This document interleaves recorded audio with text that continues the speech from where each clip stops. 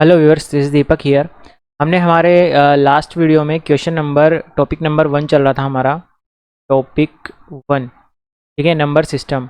उसके question number 19 तक हमने कंप्लीट कर लिए थे। देखो क्वेश्चन नंबर 20, निम्नलिखित में से कौन x के बराबर होगा। फर्स्ट ऑप्शन देखना, फर्स्ट ऑप्शन में दिया है इसने x की पावर 12/7, फिर है माइनस एक्स की पावर 5/7। इसका हम ज़्यादा से ज़्यादा क्या कर सकते हैं कि x की पावर 1/7 में कॉमन ले लूँ। तो यहाँ पे क्या बचेगा, x की पावर 12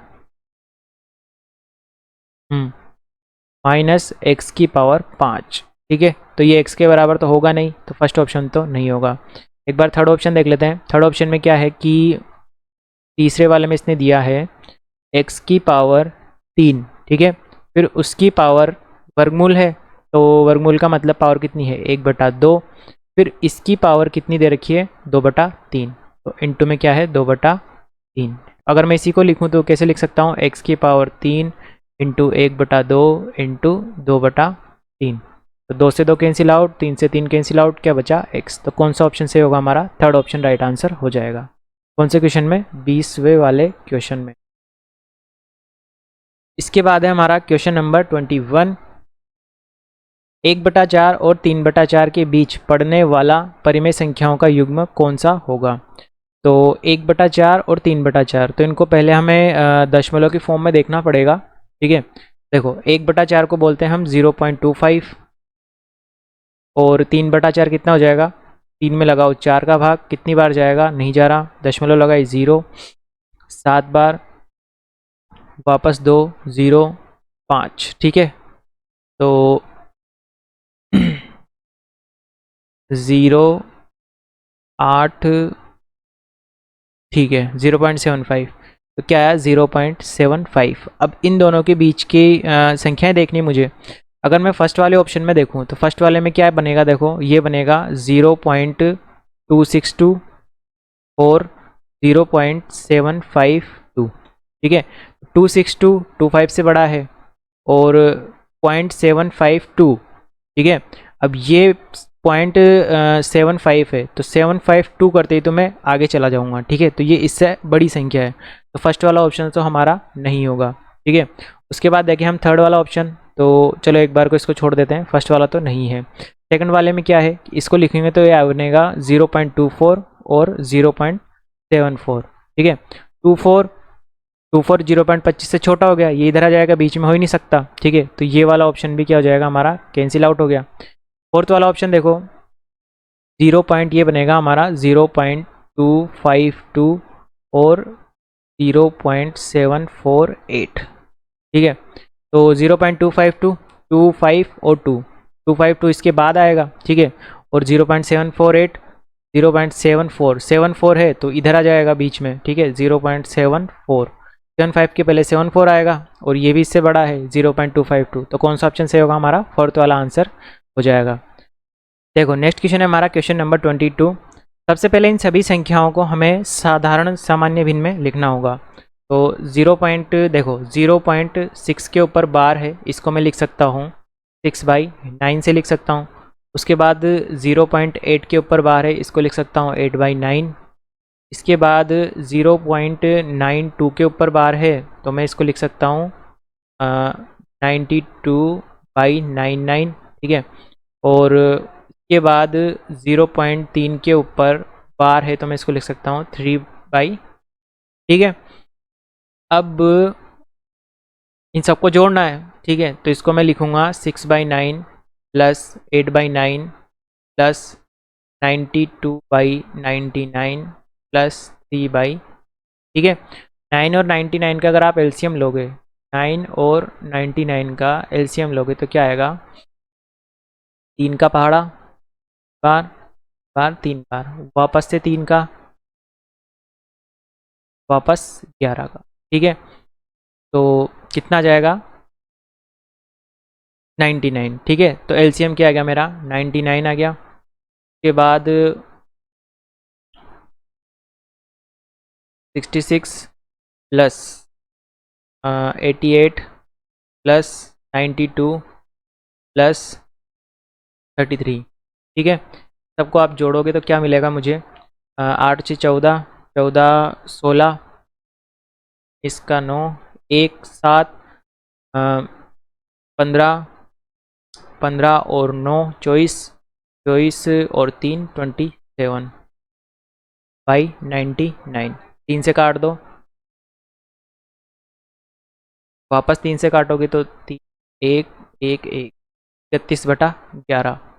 तो कौन सा ऑप्शन होगा, सेकंड ऑप्शन हमारा सही आंसर हो जाएगा 22वें का। ठीक है, उसके बाद देखो क्वेश्चन नंबर 23 में कह रहा है कि निम्न में से 7/9 तथा 6/9 के मध्य में कौन सी संख्या स्थित होगी। ठीक, अब इसने यहाँ लगा रखा है फर्स्ट ऑप्शन, चेक कर लेते हैं एक बार। देखो चलो, इसने फर्स्ट लगा रखा है ना, तो इसमें दे रखा है दूसरा तीसरा दोनों, तो एक बार मैं दूसरा और तीसरा आपको चेक करके बता देता हूँ।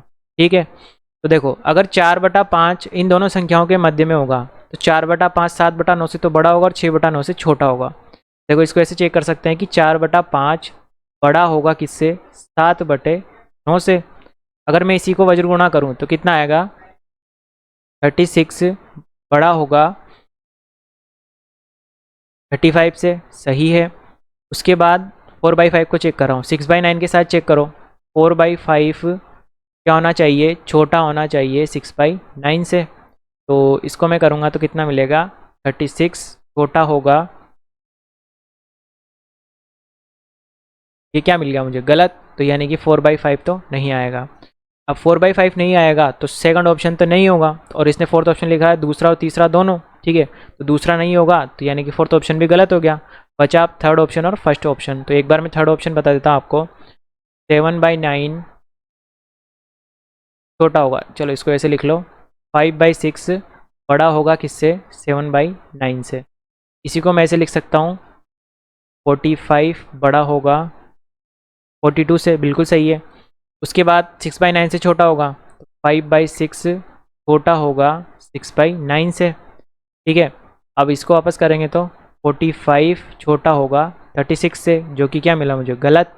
तो यानी कि ये वाला ऑप्शन भी नहीं होगा। इसको आप चेक करोगे तो ये बिल्कुल सही बैठ जाएगा। एक बार मैं दिखा देता हूँ आपको, देखो 3/4 बड़ा है 7/9 से, वज्र गुणा करो 27, ठीक है, और 28।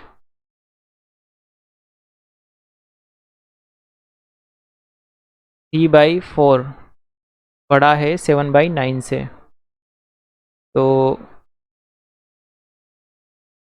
27,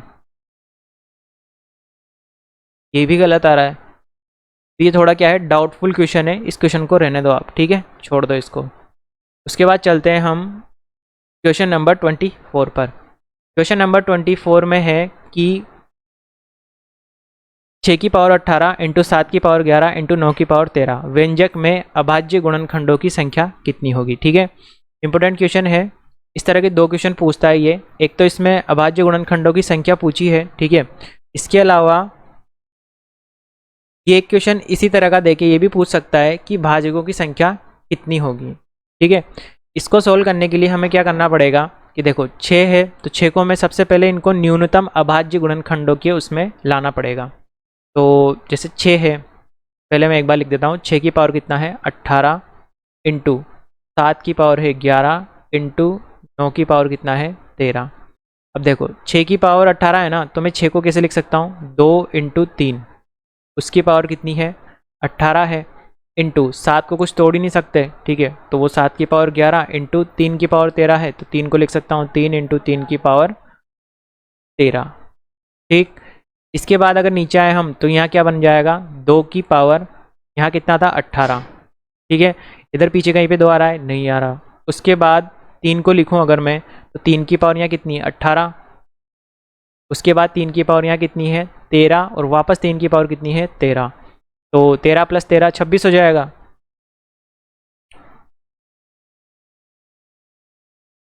ये 3 की पावर इस पे भी है और इस पे भी है। ठीक है, तो 26 हो जाएगा और ये 26 इसमें जुड़ जाएगा, इनटू उसके बाद क्या बचा 7, उसकी पावर कितनी है 11। तो फाइनली क्या बनेगा, 2 की पावर 18 इंटू 3 की पावर 4 और 1 44, 14 4 1 2 3 4 44। ठीक है, और कितना आएगा 7 की पावर 11। अब ये मैंने इसको किस में लिख दिया, बिल्कुल न्यूनतम अभाज्य संख्याओं में लिख दिया। तो अब इसमें अभाज्य गुणनखंडों की संख्या कितनी आ जाएगी, अभाज्य गुणनखंडों की संख्या तो होगी अभाज्य गुणनखंडों की संख्या, वो तो कैसे निकलेगी कि सबसे पहले इनको न्यूनतम मतलब जो अभाज्य संख्याएं हैं उनकी घातों के रूप में लिख दिया।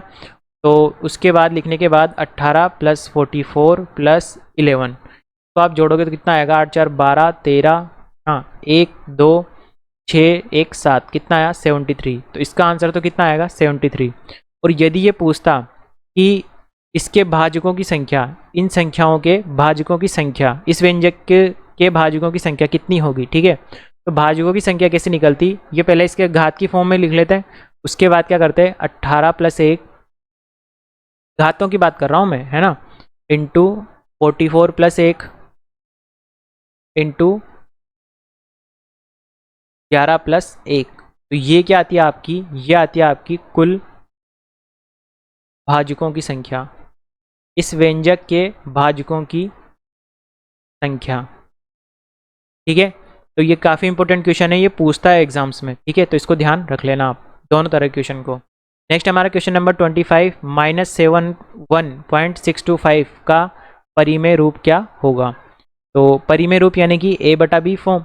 अब a/b फॉर्म देखनी है मुझे, तो देखो पहली बात तो ये कि अगर ये माइनस की संख्या है तो परिमेय रूप में लिखूंगा ना मैं, तब भी कहीं में आएगी, माइनस में आनी चाहिए, ठीक है, प्लस में तो आएगी नहीं कैसे भी। तो ये सेकंड वाला और थर्ड वाला ऑप्शन तो वैसे ही गलत हो गया, बचा फर्स्ट वाला। तो देखो इसको कैसे चेक करेंगे कि 71.625, इसको अगर मैं दशमलव हटाऊंगा तो नीचे कितनी जीरो लगेगी, 1 2 और 3 जीरो लग जाएगी, ठीक है। अब देखो इसमें भाग किसका जा रहा है, 5 का, कितनी बार गया, 2 बार, 0 0, ऊपर 5 से काटो कितना बचेगा, 1 21 4 1 16 3 1 12, है ना, तो 2 बार 25 5 बार, वापस 5 से काटो 40, ठीक है, पर भी 5 से काटेंगे तो कितना बार जाएगा, 2 बार, 4 43 8 बार, 43 3 2 32 और 6 बार 25, वापस 5 बार, वापस 5 से काटो इसको तो कितना जाएगा, 5 बार 36 7 बार 3 बार, ठीक है, कितना आया, 573/8 आया, ठीक है। तो ये वाली संख्या भी मैच नहीं हो रही, तो इसमें कौन सा ऑप्शन सही आएगा, फोर्थ वाला, इनमें से कोई भी नहीं, ठीक है। नेक्स्ट हमारा क्वेश्चन नंबर 28। इस तरह के क्वेश्चंस को करने का क्या सबसे अच्छा तरीका एक ही है कि x के बराबर मान लो इस पूरी संख्या को, ठीक है। तो ये 42 वर्गमूल में 42 प्लस, उसके बाद वापस से क्या है 42, फिर वापस प्लस, फिर क्या है 42, आगे तक जा रहा है। इस पूरी संख्या को मैंने क्या मान लिया, x मान लिया। जैसे मैंने x माना तो ये इस वाले 42 के नीचे जो भी लिखा हुआ है ये सब, इस सब को मैं क्या लिख सकता हूँ, x लिख सकता हूँ। तो यहाँ पे क्या जाएगा, वर्गमूल में 42 प्लस x, ठीक है। और ये सभी किसके बराबर था, x के बराबर तो पहले से ही था, ठीक है। और जो ये अंदर लिखा हुआ था ये भी x के बराबर था। उसके बाद दोनों पक्षों को क्या कर दो, स्क्वायर कर दो। स्क्वायर करने से क्या मिलेगा, 42 प्लस, नहीं यहाँ स्क्वायर नहीं था, ये तो पहले x ही था, यहाँ पे ये ऐसा का ऐसा ही था एज इट इज, स्क्वायर तो अब करेंगे हम, यहाँ x ही था, स्क्वायर किया मैंने तो ये वर्गमूल हट जाएगा और यहाँ क्या आ जाएगा, x स्क्वायर आ जाएगा, ठीक है। तो यहाँ से क्या बनेगा, x² minus x minus 42 is equal to 0। इधर आ जाओ, इसके बाद गुणनखंड कर लो इसके, तो क्या बनेगा, x² 7x plus 6x minus 42 बराबर 0। तो x कॉमन लेंगे तो क्या बचेगा, x माइनस 7 प्लस 6, तो x माइनस 7 बराबर 0। यहाँ से क्या जाएगा, x प्लस 6 और x माइनस 7 बराबर, तो x के 2 मान आएंगे, -6 और प्लस का 7, 2 मान आ गए। तो दोनों में से एक आ जाएगा, तो -6 दे नहीं रखा तो ऑप्शन में क्या है 7, तो ये क्या हो जाएगा, राइट आंसर। नेक्स्ट हमारा क्वेश्चन नंबर 27। यदि x ग्रेटर देन 0 तथा x बराबर ये है अनंत तक हो तो x का मान किसके बराबर है, सेम क्वेश्चन है। वापस x के बराबर मान लिया, वैसे इस बार इसने खुद ही मान लिया x के बराबर, ठीक है। तो क्या आ जाएगा, देखो x बराबर, अब ये पीछे वाला जो भी लिखा हुआ है इसको मैं x रिप्रेजेंट कर सकता हूँ, ये 6 के बाद जो भी लिखा हुआ है, ठीक है। तो क्या आ जाएगा, वर्गमूल के अंदर 6 प्लस ये पीछे वाले पूरे को मैं क्या लिख सकता हूँ, x लिख सकता हूँ। वापस स्क्वायर करेंगे दोनों साइड तो क्या आ जाएगा, x स्क्वायर बराबर 6 प्लस एक्स, को इधर ले आओ पक्षांतरण करके तो क्या आ जाएगा, x square minus 6 is equal to 0। यहाँ से क्या बनेगा, x square minus 3x plus का 2x minus 6 is equal to 0। x common ले लो तो क्या आ जाएगा, x minus 3 plus 2 x minus 3 बराबर 0। यहाँ से x के मान बनेंगे x प्लस 2 और x माइनस इक्वल टू 0। तो दो मान आए, x बराबर -2 और x बराबर 3। तो -2 नहीं है ऑप्शन में, तो x बराबर 3। अब देखो फर्स्ट ही ऑप्शन उसने दे रखा है 2, तो ये सही आंसर नहीं होगा अपना, ठीक है। यहाँ क्या है अपना -2, तो -2 हो तो ही लगाना है, तो जानबूझ के यहाँ फर्स्ट ऑप्शन 2 दिया है। सही आंसर क्या हो जाएगा, ऑप्शन नंबर 2। अगला है हमारा क्वेश्चन नंबर 28। 28 में क्या पूछ रहा है ये कि 3 की पावर x माइनस 3 की power x minus 1 is equal to 18 हो, तो x की पावर x का मान पूछा है इसने, ठीक है। देखो 3 की पावर x माइनस 3 की पावर x माइनस 1 बराबर कितना है, 18। 18 को अगर मैं 3 की पावर में, देखो 18 के अभाज्य गुणनखंड करें तो क्या बनेगा, देखो 18 के अभाज्य गुणन करें तो 9 बार है ना, फिर 3 बार और वापस 3 और ये 1 बार, तो 2 इंटू 3 इंटू 3, ठीक है। तो मैं इसको 18 को देखना चेंज करके लिख दूंगा। सबसे पहले इसको 3 की पावर x लिख सकते हैं, माइनस इसको मैं कैसे लिख सकता हूँ, 3 की पावर x और डॉट 3 की पावर -1 बराबर, इसको लिख सकते हैं 2, ठीक है, फिर डॉट 3 की पावर 2। ये अभाज्य गुणनखंड आए थे ना, तो 2 की घात 1 और 3 की घात 2, ये बन गया। उसके बाद मुझे किसका मान चाहिए, x का मान चाहिए। तो एक काम करते हैं, जहाँ जहाँ x आ रहा है उसको कॉमन ले लेते हैं। तो 3 की पावर x को मैंने क्या ले लिया, कॉमन। यहाँ क्या बचेगा, 1 माइनस, यहाँ क्या बचेगा 1/3। 3 की पावर -1 को मैं 1/3 लिख सकता हूँ, ठीक है। और राइट साइड में 2 डॉट 3 की पावर 2। यहाँ से क्या बनेगा, 3 की power x as it is, यहाँ एलसीएम लेंगे तो 3 एकम 3, 3 में से गया 2, यहाँ बनेगा 2/3 और बराबर में 2 डॉट 3 की घात 2। अब ऐसा करते हैं, ये लेफ्ट हैंड साइड को राइट हैंड साइड में भेज देते हैं। तो यहाँ क्या बचेगा, 3 की पावर x बराबर 2 डॉट 3 की पावर 2 इंटू, ये उधर जाएगा तो क्या बन जाएगा 3/2। तो 2 से 2 कैंसिल आउट हो गया। 3 की पावर x किसके बराबर आया, 3 की पावर 3 के। तो आधार समान है तो घातें बराबर होगी, तो x का मान कितना आ गया मेरे पास, 3 आ गया। अब इसने मान किसका पूछा है, x की पावर x का, तो x का मान आया 3, 3 की पावर 3 का मान पूछा है, तो कितना आ जाएगा 3 इंटू 3 इंटू 3, तो कितना आ जाएगा ये आएगा मेरा 27 या 27। तो ऑप्शन नंबर 3 क्या होगा, राइट आंसर हो जाएगा। नेक्स्ट हमारा क्वेश्चन नंबर 29, यदि 1/216 की पावर 2/3 डिवाइड 1/27 की पावर -4/, यहाँ भी माइनस है और यहाँ भी माइनस है, ठीक है। तो x का मान पूछा है, तो देखो सबसे बढ़िया काम यहाँ पे, जैसे ये 216 है ना, तो ये 216 पावर 216 के ऊपर -2/3 पावर है, और ये 27 के ऊपर भी 4/3 पावर है। तो सबसे पहले अभाज्य गुणनखंड कर लेते हैं इन दोनों के, थोड़ा सा स्पेस कर लेते हैं पहले यहाँ पर।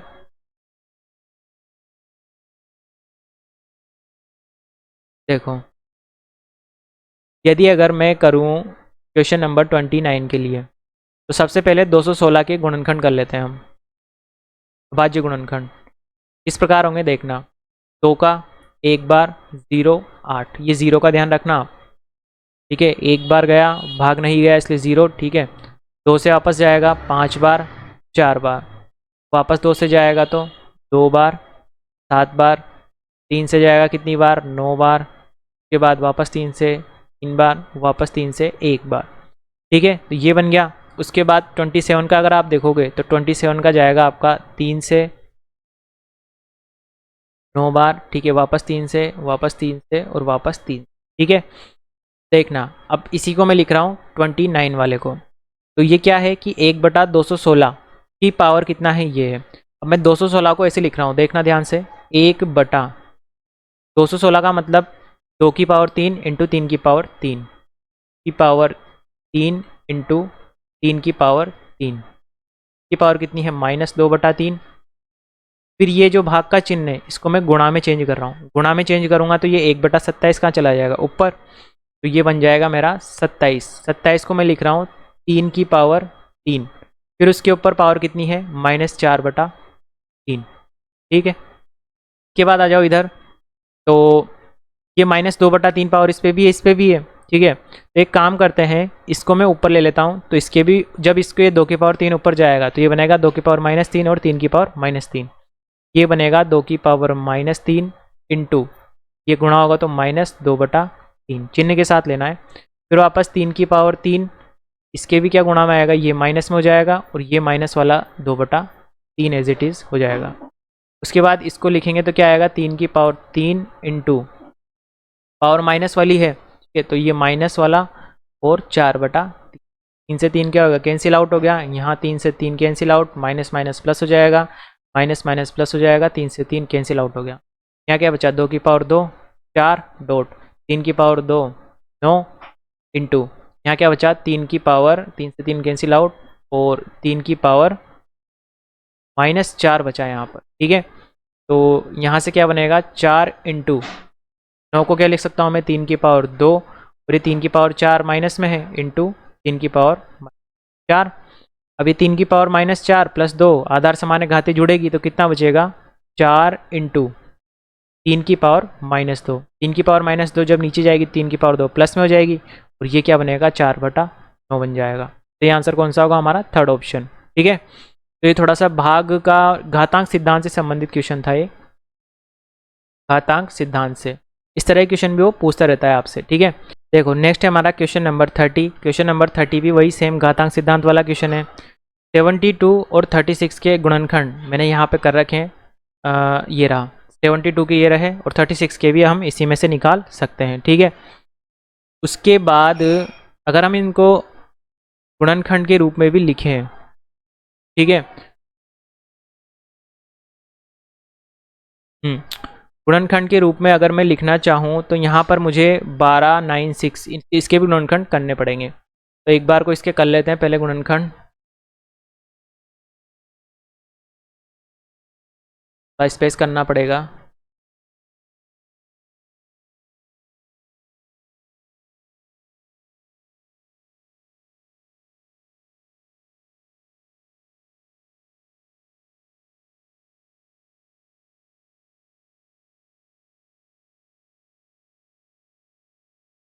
ठीक है, एक बार को मैं आपके लिए वापस कर दूंगा गुणनखंड यहाँ पर 72 के अगर आप गुणनखंड करोगे तो कितनी बार 2 से 3 बार 6, वापस 2 का 1 बार 8, 2 से 9 बार, 3 से 3 बार और से 1।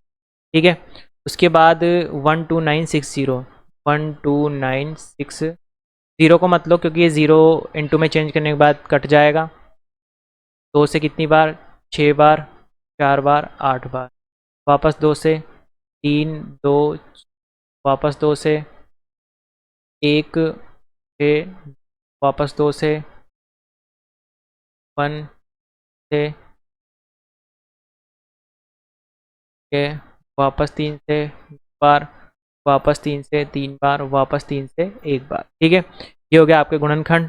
और अगर इसी को मैं सॉल्व करना चाहूँ तो देखना आप 72 डिवाइड बाई 2। ठीक है, तो इसको चाहो तो आप डायरेक्ट डिवाइड से भी लिख सकते हो और डिवाइड वाले चिन्ह को इंटू में चेंज करोगे तो पहले एक बार मैं आपके लिए ये कर देता हूँ 72 इंटू 1/2। ठीक है, की पावर ये है 4 है, फिर इंटू 36 है ना, तो इसको एक बार ऐसे रहने दो 36 इंटू 6 की power 3 is equal to question mark को मैंने x मान लिया। ठीक है, इंटू ये भाग के चिन्ह को मैं गुणा एक बार लिख देता हूँ मैं आपके लिए 12960, इसको इंटू करूँगा तो ये होगा 1/10, तो ये 1 0 से 1 0 कैंसिल आउट हो जाएगा। उसके बाद ये 2 से मैं काट सकता हूँ इसको, कितनी बार कटेगा 3 36 बार। ठीक है, और ये 36 की पावर कितनी है 4 है, तो 36 की पावर 4 इंटू 36 की पावर 3 इंटू 6 की पावर 3 इज इक्वल टू कितना आएगा 6 की पावर x इंटू, अब ये 1296। ठीक है, तो इसको मैंने जब गुणनखंड किया तो क्या बन रहा है देखो 2 की पावर 1 2 3 4, 2 की पावर 4 और 3 की पावर 4, तो इसको लिख रहा हूँ मैं 2 की पावर 4 इंटू 3 की पावर 4। ठीक है, यहाँ कितना बन जाएगा 36 की पावर 4 और 3 7 रुट की पावर इंटू 6 की पावर 3 बराबर 6 की पावर x। इन दोनों को 2 की पावर 4 और 3 की पावर 4, इसको मैं ऐसे लिख सकता हूँ 2 इंटू 3 की पावर होल 4। ठीक है, तो मैं जब लिखूंगा तो वापस से क्या बन जाएगा 36 की पावर 7 इंटू 6 की पावर 3, 6 की पावर x, यहाँ आ जाएगा 2 इंटू 3 6 की पावर 4। ठीक है, उसके बाद अगर ये 36 को मैं लिखना चाहूँ तो ऐसे लिख सकता हूँ 6 की पावर 7, नहीं 6 इंटू 6। ठीक है, और उसकी पावर कितनी है 7 है, और वापस इंटू 6 की पावर 3 बराबर 6 की पावर x प्लस 4। तो 6 इंटू 6 की पावर 7 है, तो अगर अंदर में चेक करूं तो आधार समान है, घाते जुड़ जाएगी, तो 6 की पावर 1 और 6 की पावर 1, तो कितने हो जाएगा 6 की पावर 2, और बाहर कितना है 7 इंटू 6 की पावर 3 बराबर 6 की पावर x प्लस 4। आधार समान होने के कारण देखो यहाँ कितना आ जाएगा 14, तो 6 की पावर 14 इंटू 6 की पावर 3 बराबर 6 की पावर x प्लस 4। इसी को मैं आगे करूँ तो 6 की आधार समान है, घाते जुड़े, कितना आ जाएगा 17 बराबर x प्लस 4। ठीक है, तो यहाँ से x का मान आ जाएगा 17 माइनस 4, तो अगर आप 17 में से 4 घटाओगे कितना बचेगा 13 बचेगा। ठीक है, तो सही आंसर कौन सा होगा आपका सेकंड ऑप्शन सही आंसर हो जाएगा। हो सकता है मेरे से कैलकुलेशन थोड़ी लंबी हो गई हो, लेकिन ये कैलकुलेटिव क्वेश्चन है, मैंने थोड़े ज़्यादा स्टेप्स आपको लिखे बताए हैं। अगर आप प्रैक्टिस करोगे बार बार तो ये आपके स्टेप्स भी कम हो जाएंगे, तो आपको इसको क्वेश्चन को करने में टाइम भी कम लगेगा। देखो नेक्स्ट हमारा क्वेश्चन नंबर 31। इसके लिए मैं वही प्रश्नवाचक चिन्ह का मान पूछा है। इसके लिए सबसे पहले हम 512 के अभाज्य गुणनखंड कर लेते हैं। तो ये होंगे मेरे पास 2 से, 2 दूनी 4, 11 10 12, 2 12, 2 से करेंगे 2 एकम 2, 2 दूनी 4, 2 अट्ठे 16, वापस 2 से करेंगे 2 छिंग 12, 2 चौक 8, वापस 2 से 12 12, वापस 2 से 4, वापस 2 से 8, वापस 2 से 4, वापस 2 से 2 और वापस 2 से 1। ठीक है, इसी के बाद मैं 576 के करता हूँ, तो ये बनेगा मेरा 2 से करेंगे 2 बार 8 बार, वापस 2 से 1 बार 4 बार 4 बार, वापस 2 से करेंगे 7 बार 2 बार। ठीक है, वापस 2 से करेंगे 6, वापस 2 से करेंगे 18, वापस 2 से करेंगे 9, वापस 3 से, वापस 3 1। ठीक है, 16 की तो आप बता ही सकते हो क्या आएगा, 16 के भी दिख देते हैं, चलो फॉर्मेलिटी। 8 यहाँ पे आ जाएगा, 4 यहाँ पे आ जाएगा, 2 यहाँ पे आ जाएगा 2। ठीक है, तो देखना अब 512 को मैं कैसे लिखूंगा, 2 की पावर 1 2 3 4 5 6 7 8 और 9। ठीक है, खंड जो हमें काम आने वाले हैं ये मैंने यहाँ पे कर रखे हैं। ठीक है, तो देखो अब 512 लिखा हुआ है और उसकी पावर कितनी है 1/3, 16 की पावर है 1/4, 576 की पावर है 1/2। ठीक है ना, और ये भाग का चिन्ह है और ये प्लस का चिन्ह है, पहले भाग का चिन्ह सोल्व होगा। ठीक है, तो देखना 512 को लिख सकता हूँ मैं 2 की पावर 1 2 3 4 5 6 7 8 और 9। इसको लिखूंगा मैं क्या 2 की पावर 9, ये तो लिखा मैंने 512 को, और इसकी पावर कितनी दे रखी है इसने 1/3 दे रखी है, वो लिख दिया। फिर ये भाग का चिन्ह है तो इसको मैंने गुणा में चेंज किया, तो ये कितना चला जाएगा 1 में, 1/16 का मतलब क्या होगा 2 की पावर 4। ठीक है, अब ये 2 की पावर 4 और इसके बाद 1/4 पावर और है, तो ये 1/4 पावर लगा दी मैंने। उसके बाद है प्लस का चिन्ह, वर्गमूल है 576, तो 576 को लिखूंगा मैं 2 1 2 3 4 5 और 6, क्या आएगा मेरे पास 2 की पावर 6। अब ये वर्गमूल में था तो ये बटा में क्या लग जाएगा 2। ठीक है, उसके अलावा 3 की पावर 2 था, 3 की पावर 2/2 बराबर में क्या है x का मान पूछा है इसने, तो यहाँ पे कितनी बार कटेगा ये 3 बार कट जाएगा, और ये 4 से 4 कैंसिल आउट। ठीक है, तो यहाँ बचेगा 2 की पावर 3 जो कि होता है मेरा 8 इंटू 1 बटा यहाँ क्या बचेगा 2 प्लस ये कट जाएगा आपका 3 बार, ये कैंसिल आउट। यहाँ बचेगा 2 की पावर 3 यानी कि 8 इंटू 3 बचेगा और ये बराबर में x। कितनी बार कटा? 4 बार। तो x बराबर आ जाएगा आपका 24 प्लस 4 यानी कि x इज इक्वल टू आएगा आपका 28 आएगा। ठीक है, ये हो गया आपका आंसर 28। नेक्स्ट इक्वेशन नंबर 32, 16 की पावर 3/2 प्लस 16 की पावर माइनस 3/2 का सरलीकृत मान क्या होगा? तो देखो आप, 16 की पावर 3/2, 16 का अभाज्य गुणनखंड मैंने ये कर रखा 2 की पावर 4। देखो 16 को मैं लिख सकता हूँ 2 की पावर 4, ठीक है, और इंटू में पावर कितनी है 3/2, ऐसा कैसे लिख दो 3/2, फिर प्लस, अब 16 वापस वही है, बस यहाँ माइनस पावर है ना, तो इसको क्या करता हूँ मैं 1/, में लिख सकता हूँ। तो जब ये नीचे जाएगा तो क्या आ जाएगा वापस वही 2 की पावर 4, 16 को लिख दिया और इंटू में क्या आ गया 3/2। माइनस पावर थी तो मैंने इसको 1/, में लिख दिया। इसको सरल करना है तो कितनी बार कटेगा? 2 बार कटेगा। ठीक है, तो 2 की पावर क्या बन जाएगा 6, यहाँ बनेगा 2 की पावर 6 प्लस, सेम है तो नीचे भी क्या बनेगा 1/2 की पावर। ठीक है, एलसीएम ले लो, एलसीएम लोगे क्या बनेगा 2 की पावर 6 को 2 की पावर 6 से गुणा करोगे तो कितना आ जाएगा 2 की पावर आधार समान है, घाती जुड़ जाएगी 2 की पावर 12, ये बनेगा 2 की पावर 12 प्लस 1/2 की पावर 6। ठीक है, थोड़ा कैलकुलेटिव हो सकता है ये क्वेश्चन। तो 2 की पावर 12 आपको पता होना चाहिए। ठीक है, अब 2 की पावर 12 कैसे पता करें? 2 की पावर देखो ये कितनी थी 9 थी, है ना, 2 की पावर 9 तो कितना आया 512 आया। देखो 2 की पावर 9 तो कितना था मेरा 512 के बराबर।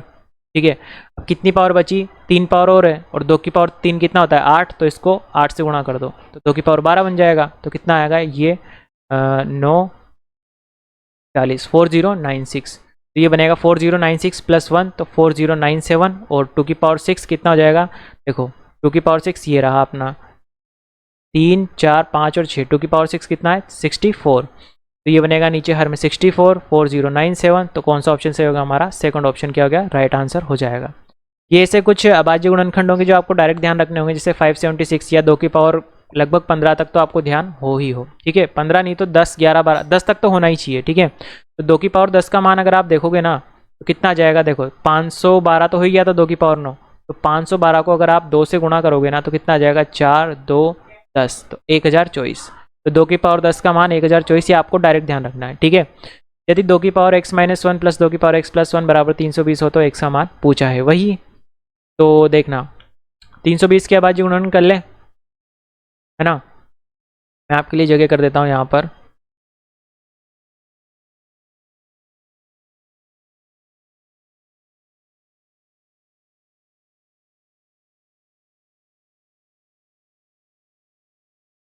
देखो 320 के अगर मैं अभाज्य गुणनखंड करूँ तो देखना किस प्रकार होंगे। 2 से करेंगे 1 बार 6 बार 0, 2 से करेंगे 8 बार 0, 2 से करेंगे 4 बार 0, वापस 2 से करेंगे तो 20, वापस 2 से 10, वापस 2 से 5, वापस 5 से। ठीक है, तो ये बनेगा 2 की पावर ठीक, उसको इसी को अगर मैं सोल्व करूँ तो ये बनेगा मेरा 2 की पावर x-1। ठीक है, तो मैं इसको लिख रहा हूँ 2 की पावर x, ठीक, डॉट 2 की पावर -1 बनेगा तो मैं उसको लिख रहा हूँ 1/2, फिर प्लस वापस 2 की पावर x डॉट, अब 2 की पावर 1 बनेगा तो वो क्या आ जाएगा 2 बराबर 320 है ना, तो ये आएगा 2 की पावर 1 2 3 4 5 6, तो 2 की पावर 6 डॉट 5 की पावर 1। ठीक है, एक काम करते हैं 2 की पावर x कॉमन ले लेते हैं, 2 की पावर x कॉमन लेते हैं, यहाँ क्या बचेगा 1/2 प्लस 2 बराबर 2 की पावर 6 इंटू 5, इसी को मैं सोल्व करूँगा तो 2 दूनी 4 1 5, 5/2, तो 2 की पावर x बराबर आएगा 5/2 बना, तो ये इधर आएगा 2/5 बन जाएगा, तो 2 की पावर 6 डॉट 5 इंटू 5/2 था ना, तो ये बनेगा 2/5, 5 की पावर 5 से 5 कैंसिल। ठीक है, तो ये बना मेरा 2 की पावर x बराबर 2 की पावर 6 और 1 7, x का मान कितना आ गया मेरे पास 7। थर्ड ऑप्शन क्या हो जाएगा हमारा राइट आंसर हो जाएगा। ठीक है, इसके बाद क्वेश्चन नंबर 34, यदि 2 की पावर p प्लस 3 की power q is equal to 17 तथा 2 की पावर p प्लस 2 माइनस 3 की पावर q प्लस 1 बराबर 5 हो, p और q के मान क्रमशः क्या होंगे? ठीक है, दो समीकरणें बनेगी। देखो पहली समीकरण तो है मेरे पास 2 की पावर p प्लस 3 की पावर q बराबर कितना है 17 है। ठीक है, ये 17। सेकंड समीकरण क्या बनेगी देखना, थोड़ा सा हल करना पड़ेगा इसको। 2 की पावर p डॉट 2 की पावर 2 है ना, माइनस 3 की पावर q डॉट 3 की पावर 1 बराबर कितना है 5 है। ठीक है, अब 2 की पावर 2 कितना बनेगा, देखो 2 की पावर p 2 की पावर 2 हो जाएगा आपका 4 माइनस 3 की पावर q, ये रहेगा आपका 3 बराबर 5। 4 और 3 को गुणा करो क्या आएगा 12। चलो छोड़ो, है ना, ये एक समीकरण ये बन गई, और एक समीकरण मैं ऊपर से ले रहा हूँ 2 की पावर p और प्लस 3 की पावर q बराबर कितना था 17। अब देखो ये प्लस का है, एक प्लस का एक माइनस का। ठीक है, तो या तो मैं इसको 4 से गुणा करूँ या 3 से गुणा करता हूँ, तो मैं समीकरण 2 को क्या कर रहा हूँ 3 से गुणा कर रहा हूँ। देखना क्या बनेगा मेरा यहाँ पर, एक बार वापस से लिख देता हूँ आपके लिए। 2 की पावर p डॉट 4 माइनस 3 की पावर q डॉट 3 बराबर कितना है 5। ठीक है, और मैं 3 से गुणा करूँगा तो क्या बनेगा यहाँ पर 2 की पावर p डॉट 3 प्लस 3 की पावर q डॉट 3 बराबर 17 इंटू 3 51। कट जाएगा क्या, सॉरी जोड़ लेते हैं इनको, तो जोड़ेंगे तो इससे तो ये कैंसिल आउट हो गया। यहाँ क्या आ जाएगा, जोड़ रहा हूँ मैं, 2 की पावर p कॉमन लूँगा, यहाँ क्या आ जाएगा 4 प्लस 3 बराबर 51 और 5 कितना हो जाएगा 56। ठीक है, 4 और 3 7, तो 2 की पावर p बराबर 7, 7 इधर आएगा 56/7 कितना आएगा 8। ठीक है, तो 2 की पावर p बराबर कितना आया मेरे पास 8, यानी 2 की पावर p का मान कितना है मेरे पास 8 आया। ठीक है, p और q के मान देखो, p का मान कितना है 3, तो p का मान 3 मेरे पास इसी ऑप्शन में दे रखा है। p और q के मान पूछे, यहाँ -2 2 2, ये क्या हो जाएगा मेरा सही आंसर। दूसरा वाला आपको निकालने की जरूरत नहीं है, निकालना चाहो भी तो ये p का मान आपकी ये फर्स्ट समीकरण है इसमें रख दो। ठीक है, तो मैं आपको रख के दिखा देता हूँ एक बार। 2 की पावर कितना आया 3 आया, तो 2 की पावर 3 कितना आ जाएगा मेरे पास 8 प्लस 3 की पावर q बराबर कितना है 17। तो 3 की पावर q कितना आ जाएगा यहाँ से, क्या आएगा 17 माइनस 8, 17 में से 8 गए तो कितना बचेगा 3 की पावर q बराबर 9, 3 की पावर q 9, यानी कि 3 की पावर q बराबर 3 की पावर 2, तो q का मान क्या जाएगा आपका 2। तो थर्ड ऑप्शन क्या होगा आपका राइट आंसर हो जाएगा। देखो अगला क्वेश्चन है हमारा क्वेश्चन नंबर 35। यदि वर्गमूल 13 इज इक्वल टू 3.605 लगभग और वर्गमूल 130 इज इक्वल टू 11.40 लगभग हो, तो वर्गमूल 1.3 प्लस वर्गमूल 1300 प्लस वर्गमूल 0.013 का मान बताओ। तो देखो ये तीन संख्याओं को जोड़ना है, और जो हमें डेटा दे रखा है उस हिसाब से इनके वर्गमूल को हटा के इनका सरलीकृत दशमलव भिन्न में मान पहले हम निकाल लेते हैं। देखो वर्गमूल में 1.3 का मान निकालना है पहले, तो सबसे पहले ये करते हैं हम। तो वर्गमूल 13 का मान है मेरे पास। ठीक है, तो एक काम करते हैं, इसको ऐसे लिख लेते हैं, जब मैं दशमलव हटाऊंगा तो इसको लिखूंगा 13/10, ये 10 भी काय में है वर्गमूल में है। अब ये 13/10 है, एक काम करते हैं इसको लिख लेता हूँ मैं 10/10। ठीक है, ऐसा करने से ये बनेगा ऊपर 130। ठीक है, और नीचे क्या बन जाएगा मेरे पास 100 बन जाएगा। तो वर्गमूल 130 और नीचे वर्गमूल 100। ठीक है, तो वर्गमूल 130 का मान तो कितना है 11/40, और वर्गमूल 100 है तो ये इसका मान कितना है 10। इसको वापस हटाओ, नीचे क्या लगेगा 2 0, 1 0 से 1 0 कैंसिल, वापस 2 0, तो यहाँ जाएगा 1.14। ठीक है, उसके बाद है वर्गमूल 1300। तो हाँ वर्गमूल 1300, वर्गमूल 1300, तो इसको मैं लिख सकता हूँ वर्गमूल 13 इंटू वर्गमूल 100। वर्गमूल 13 का मान मुझे पता है कितना है 3.605, 3.605, और ये वर्गमूल 100 का कितना आ जाएगा इंटू में 10, क्या आ गया मेरा 10। ये वाला चिन्ह हटेगा तो नीचे आ जाएगा 10,000,000। ये 0 से 0 कैंसिल आउट है ना, तो ये बनेगा मेरे पास 36.05 बन जाएगा। इसके बाद वापस से अगर मैं तीसरे वाले को देखूं तो ये है वर्गमूल के अंदर 0.01 और 3। ठीक है, दशमलव हटाया नीचे आएगा 000। एक काम करते हैं अंश और हर में 10/10 का गुणा कर देते हैं। ऐसा करने से क्या होगा कि ऊपर बनेगा मेरे पास वर्गमूल में 130 और नीचे बनेगा मेरे पास वर्गमूल में 10,000। ठीक है, वर्गमूल में 130 का मान कितना है? 11.40 है। ये क्या बन जाएगा मेरा? 100 यानी कि 10 × 10 यानी कि 100 बाहर आ जाएगा। क्या गया मेरा? 100 बाहर, दशमलव हटाया, 2 जीरो वापस नीचे, 1 जीरो से 1 जीरो कैंसिल आउट, 3 अंक छोड़ के दशमलव यानी 0.114। तीन संख्या ये बनी है मेरी, तीनों को जोड़ना है, जोड़ लो। 1.14 में क्या जोड़ना है? 36.05 के बाद जोड़ना है 0.114। ठीक है, तो ये आएगा मेरे पास 8 और 5 13 के 3 हासिल 1 2 3 1 पॉइंट और 1 7 3, तो 37.133।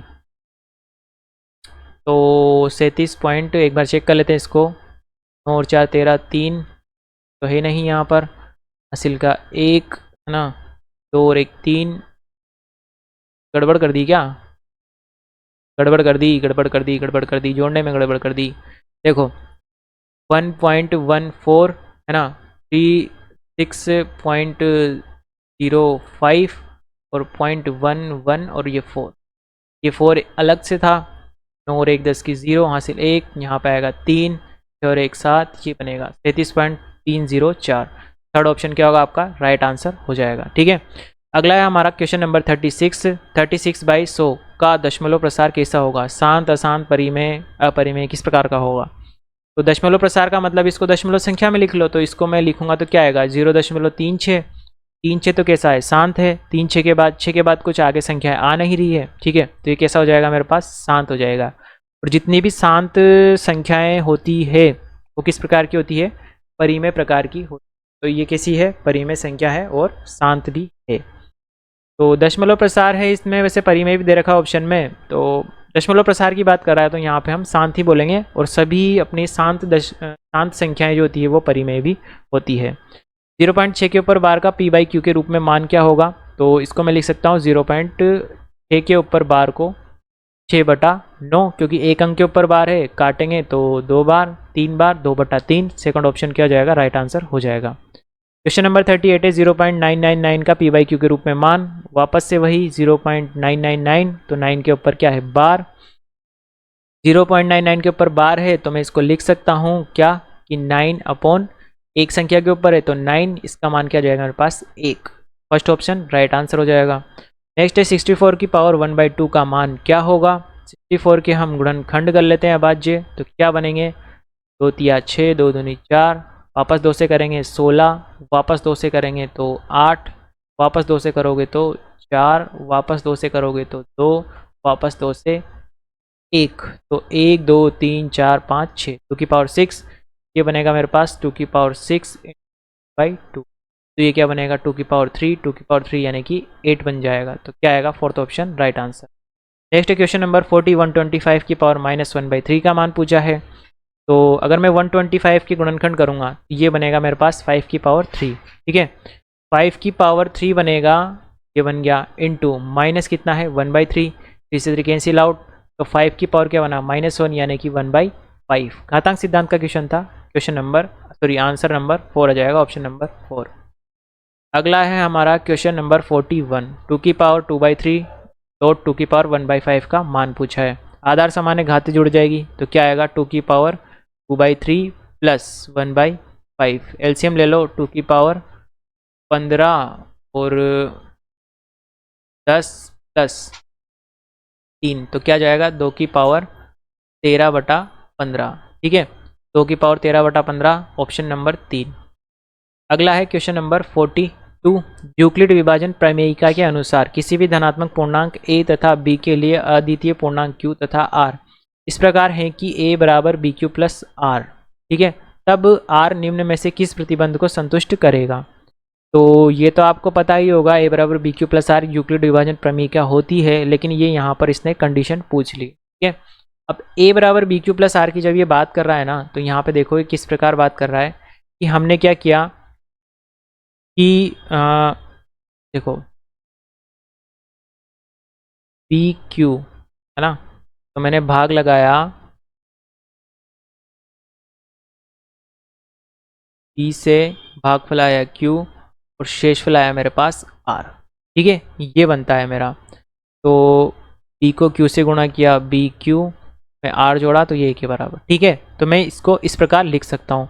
अब ये R किस प्रतिबंध को संतुष्ट करता है ये बता रहा है। ठीक है, तो कह रहा है R का मान 1 से बड़ा होना चाहिए। ये कह रहा है शेषफल के बारे में, तो शेषफल का मान जरूरी 1 से बड़ा हो, शेषफल 0 भी हो सकता है। ठीक है, तो ये वाला तो होगा नहीं, यानी कि वो वाला जरूर होगा जहाँ पे 0 को शामिल किया है। तो 0 यहाँ भी नहीं है, यहाँ भी नहीं है और यहाँ भी नहीं है, यहाँ पे है शामिल। ठीक है, ये बिल्कुल ऑब्वियस सी बात है। ठीक है ना। और जो ये शेषफल आएगा, ये यहाँ पे जो मेरा भाजक है, ये इससे हमेशा क्या होगा, छोटा, तो b से तो छोटा होगा। b के बराबर, क्या शेषफल भाजक के बराबर हो सकता है? नहीं होगा। ये वाला तो ऑप्शन क्या है आपका, गलत है। ठीक है, और यहाँ पर शेषफल जो है आपका शून्य भी हो सकता है, क्योंकि पूरी पूरी बार भाग भी तो चला जाता है, तो शेषफल शून्य हो सकता है ना। तो यहीं से आप अंदाजा लगा सकते हो, तो ये बराबर में निशान आना चाहिए। ये थर्ड वाले ऑप्शन में आ रहा है, तो थर्ड ऑप्शन क्या होगा आपका, राइट आंसर हो जाएगा। ये थियोरेटिकल क्वेश्चन था आपका। ठीक है, देखो नेक्स्ट क्वेश्चन हमारा क्वेश्चन नंबर 43। यदि p इज इक्वल टू 124 हो तो वर्गमूल में, यानी कि वर्गमूल नहीं है, ये घनमूल है, p into P square plus 3p plus 3 plus 1 का मान पूछा है। अब देखो इसने यहाँ बाहर वर्गमूल दे रखा है और अंदर इस प्रकार की संख्या दे रखी है, तो जरूर ये p प्लस कुछ का मतलब किसी संख्या का होल क्यूब बनना चाहिए अंदर वाला, क्योंकि बाहर इसने क्या दे रखा है, घनमूल दे रखा है। देखो वर्गमूल के अंदर की संख्या को अगर मैं सोल्व करूँ तो ये बनेगा मेरे पास p की घात 3 plus 3p square plus 3p plus 1। ठीक है, तो ये p की घातें डिक्रीज हो रही है और ये कौन सा है, घनमूल है। अगर मैं बात करूं p प्लस 1 के क्यूब की, तो क्या बनेगा, देखो a प्लस बी का क्यूब का फॉर्मूला क्या होता है, a plus b cube, a cube plus b cube plus 3ab into a plus, ये वाला फॉर्मूला है। तो अगर मैं इसको करूं, अप्लाई करूं, तो यहाँ क्या बनेगा मेरा, a क्यूब से तो क्या होएगा, p cube plus 1 plus 3ab यानी कि 3p into a plus B यानी कि p प्लस 1। इसी को अगर मैं सोल्व करूँगा तो क्या बनेगा, p cube plus 1 plus 3p square plus 3, क्या ये मैच हो रहा है, p cube plus 3p square plus 3p plus 1, जी हाँ हो रहा है। ये क्या बन गया मेरे पास, p प्लस 1 का होल क्यूब इंटू 1/3, घनमूल था, 3 से 3 कैंसिल आउट, तो क्या बचा मेरे पास फाइनली p प्लस 1 बचा। और p प्लस 1 है, p का मान 124 है, तो कितना जाएगा 125, p प्लस 1 है ना, तो एक जोड़ देंगे। 43 में क्या आएगा, फोर्थ ऑप्शन। Next question.